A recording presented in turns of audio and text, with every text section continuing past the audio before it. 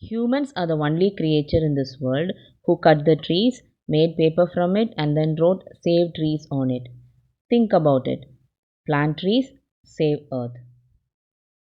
Welcome to Anita's Biology. In this video, we'll be seeing the female reproductive structure, that is gynoecium, and its development in flowering plants from Plus 2 Botany, Chapter 1, Tamil Nadu State Board syllabus. Female reproductive part. The female reproductive part is represented by gynoecium in the flowering plant, and the word gynoecium refers to one or more pistils of a flower. And what is the word pistil refer to? It is made up of mainly ovary, style and stigma.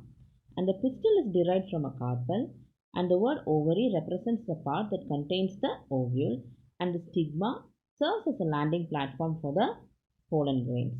Only if the pollen grains comes and land on the stigma, fertilization will take place.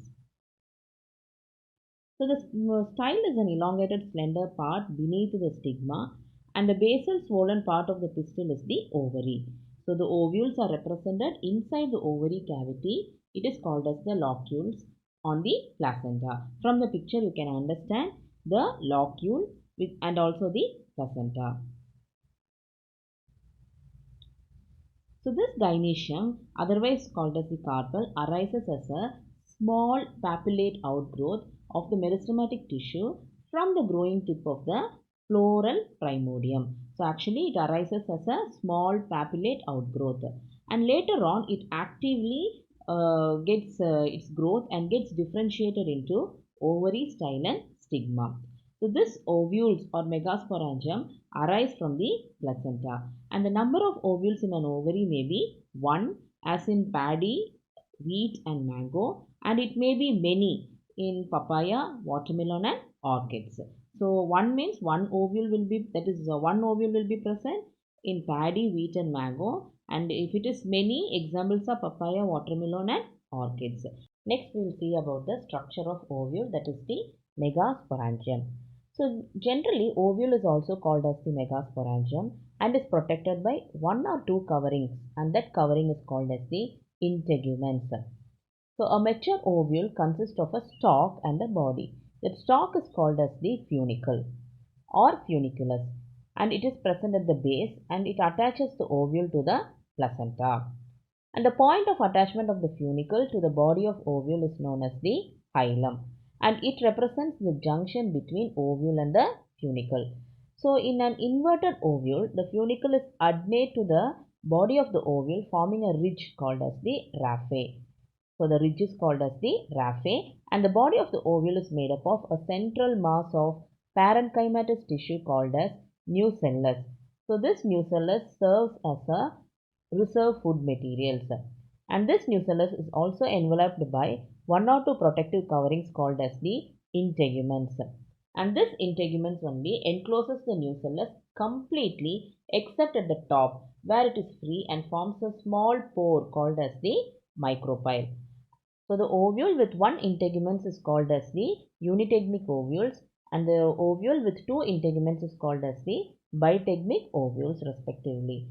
So the basal region of the body of ovule where the nucellus, the integument and the funicle meet or merge together is called as the chalaza or the chalasal end, and there is a large oval sac like structure in the nucellus towards the micropylar end.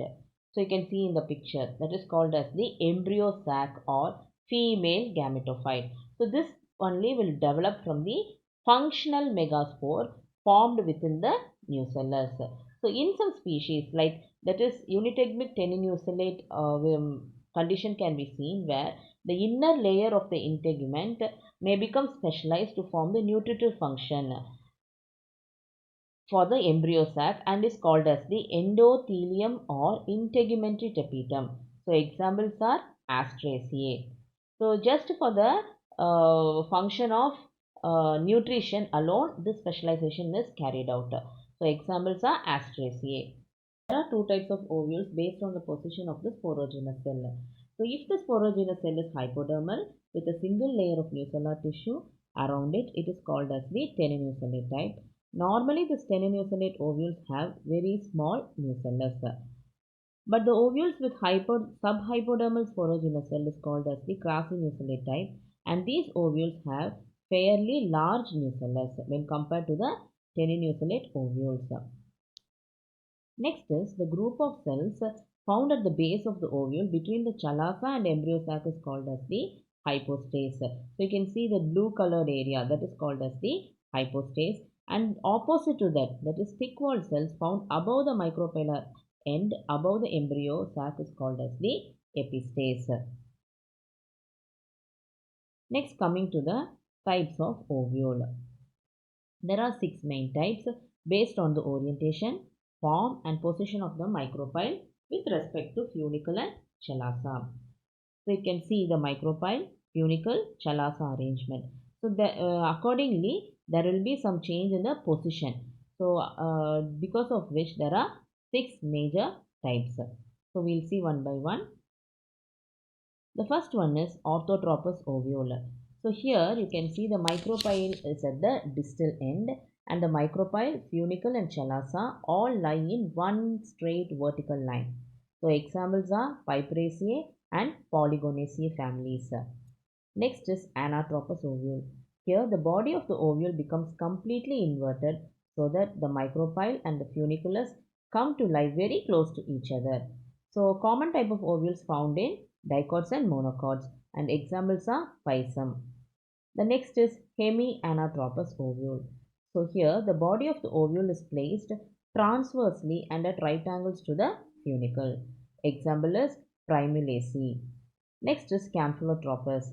Here the body of the ovule at the micropylar end is curved and more or less bean-shaped. The embryo sac is slightly curved also. All the three, that is the hilum, micropyle and chalaza, are adjacent to one another with the micropyle oriented towards the placental region. Examples are Leguminaceae. Next is the Amphitropous. Here the distance between the hilum and chalaza is very less, and the curvature of the ovule leads to a horseshoe-shaped nucellus. Example is Alistomyceae. Next is Cercinotropous. Here the funiculus is very long and surrounds the ovule. Example is Cactaceae. Next, we'll see about the megasporogenesis, and the process of development of a megaspore from a megaspore mother cell is called as the megasporogenesis. So, this megasporogenesis involves meiotic divisions where haploid megaspores are formed. So, as the ovule develops, a single hypodermal cell in the nucellus becomes enlarged and functions as the archisporium or the archisporial cell. So, what happens in some plants, this archisporial cell may directly function as the megaspore mother cell. So, in others, it may undergo a transverse division to form outer primary parietal cell and an inner primary sporogenous cell. And this parietal cell may remain undivided or divide by few periclinal and anticlinal division to embed the primary sporogenous cell deep into the nucellus. So this primary sporogenous cell functions as the megaspore mother cell. So the megaspore mother cell undergoes meiotic divisions to form four haploid megaspores. So you can see from the picture, it undergoes meiosis, forms four haploid megaspores which is arranged in tetrad. So later on what happens, three megaspores will disintegrate and only one megaspore will be left, and it is called as the functional megaspore, which is present at the chalazal end. So next we'll see, yes, this is the functional megaspore. Next we'll see, based on the number of megaspores that develop into embryo sac, there are three basic types of development. The three types are monosporic, bisporic and tetrasporic. So wherein monosporic involves only one functional megaspore. In monosporic, it involves only one functional megaspore, and examples are Polygonum. In bisporic, it involves two megaspores for the development. Examples are Allium. Allium is onion. And next is tetrasporic. It involves four megaspores. Examples are Peperomia. And you have to keep in mind that an ovule generally has a single embryo sac. So next we'll see about the development of monosporic embryo sac, where the basic simple monosporic type is given for you to study.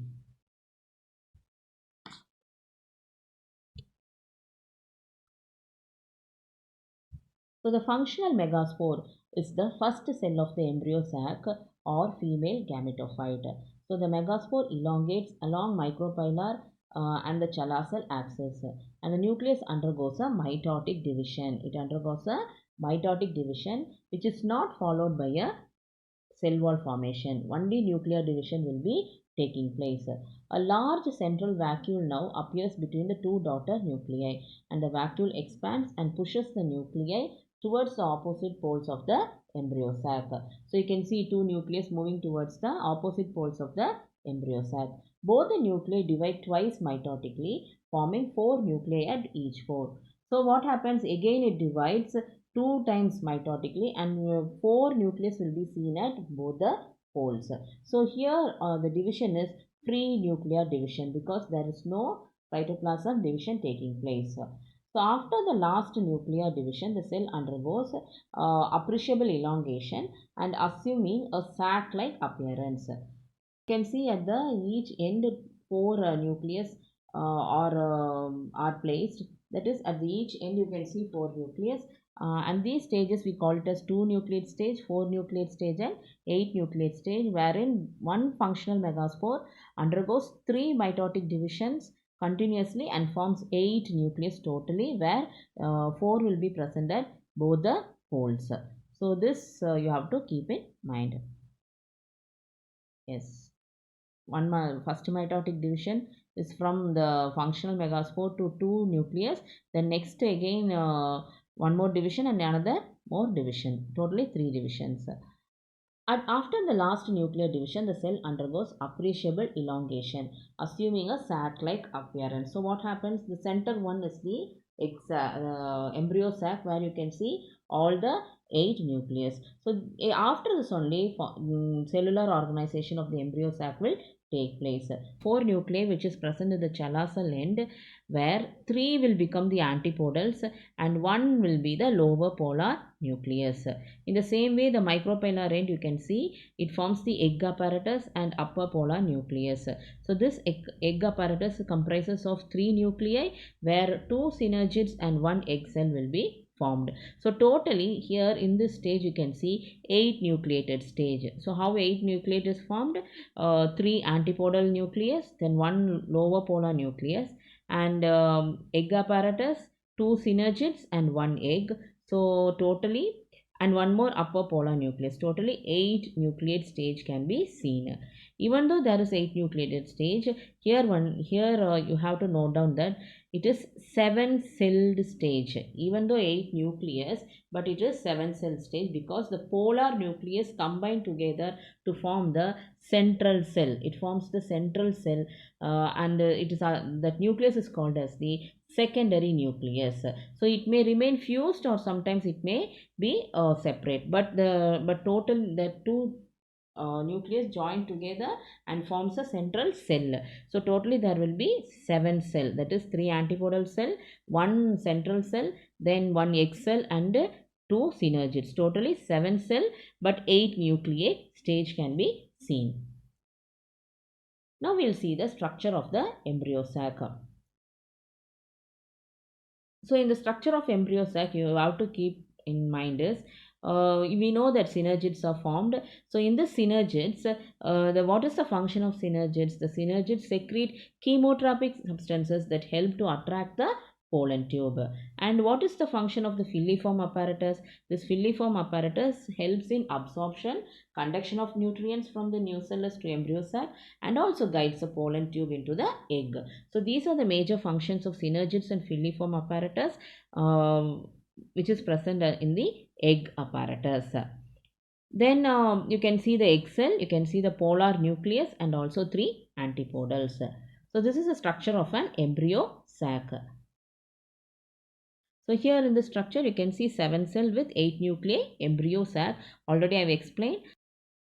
So this is a development of ovule and embryo sac. You can see the archisporial cells are formed from the sporogenous tissue, and that archisporial cell undergoes meiotic division and forms the megaspores, and in one that is it will be arranged in tetrad in a linear format, and only one megaspore will become functional, which is towards the chalasalin, and that undergoes mitotic division forming two nucleate stage, again undergoes one more mitotic division forming four nucleate, and one more division forms the eight nucleate stage. So the example given is polygonum type, and here since only one megaspore is involved in the formation of embryo sac, we call this as the monosporic type of development. So in this video we have seen the sexual reproduction in plants, mainly the female reproductive part, that is gynoecium. So we have seen about the structure of ovule, that is megasporangium, then types of ovule and the megasporogenesis, that is megaspore mother cell will undergo meiosis and form megaspore, and next is development of monosporic embryo sac, and next is the structure of an embryo sac, wherein you can see 7 cell with 8 nuclei embryo sac. Next we'll go to the question session. So the first question is, an ovule generally has a single embryo sac formed from a megaspore through dash. So the options given are reduction division, mitotic division followed by meiotic division followed by mitotic division. So the answer is mitotic division. Next is, the process of formation of megaspore from the megaspore mother cell is called as dash. Macrogametogenesis, microsporogenesis, megagametogenesis, and megasporogenesis. I hope you would have got the correct answer. It is megasporogenesis. Wow, correct. Good. A typical embryo sac possesses dash. Egg, synergids and secondary cell. Egg, synergids, central cell and polar nuclei. Egg, synergids, polar nuclei and antipodals. Egg, synergids and secondary wall. So the answer is egg, synergids, polar nuclei and antipodals. Congratulations. Next is, largest cell of the ovule is dash. Megaspore mother cell, antipodals, central cell, size of the cells variable. You have to think and answer the question, children. Largest cell of the ovule. Yes, the answer is central cell. Congratulations. And the last question is, type of divisions that occur during formation of megaspore is dash. Meiosis, mitosis, meiosis followed by mitosis, mitosis followed by meiosis. Yes, the answer is meiosis. I suppose you have got all the answers correct, and congratulations to all those who have got all the answers correct. Thank you for watching this video. Hope you understood this video. If you feel this video is useful to you, make it useful to your friends. Hit a like, share, comment and subscribe Anita's Biology. Thank you.